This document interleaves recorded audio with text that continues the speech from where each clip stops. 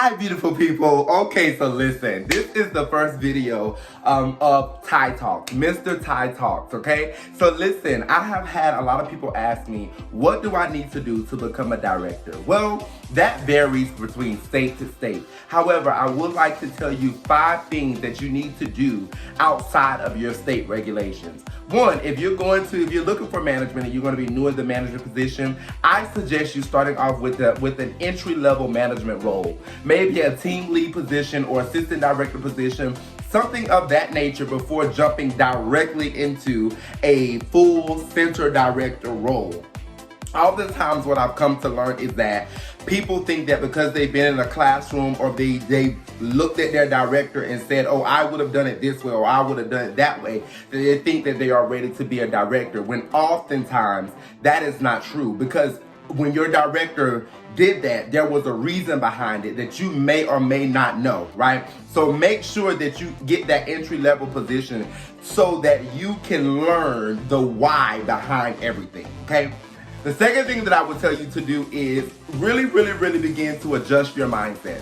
And when I say adjust your mindset, I mean that you need to get into a business mindset, right? You need to make sure that you understand the weight that running a business carries. Because when you're running a business, you have to learn that in some cases, and actually in most cases, you have to learn to crush up your emotions, sit them on the side, and grab your business hat. Because if you lead with emotions, you will end up leading yourself into problems, okay?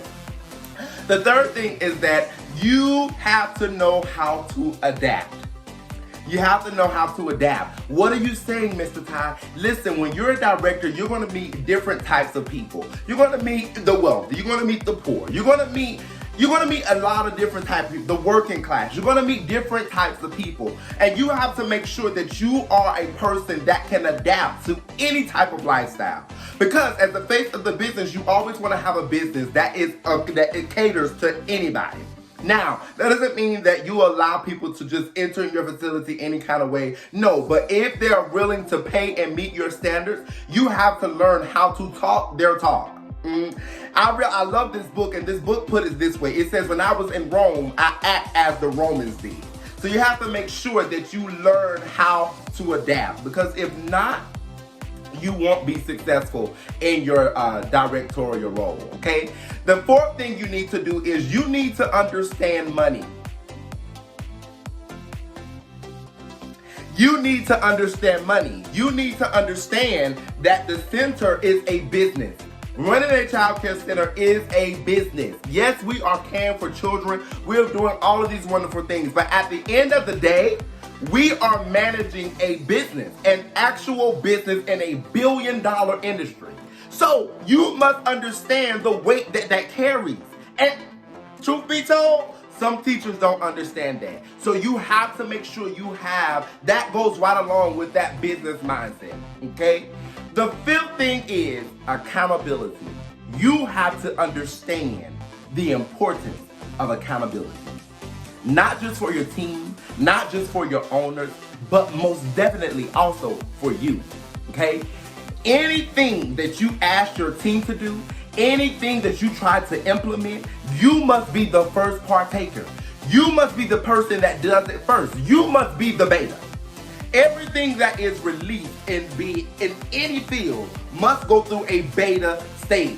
That stage is to see the trial and the area, the improvements that are needed for this to be successful.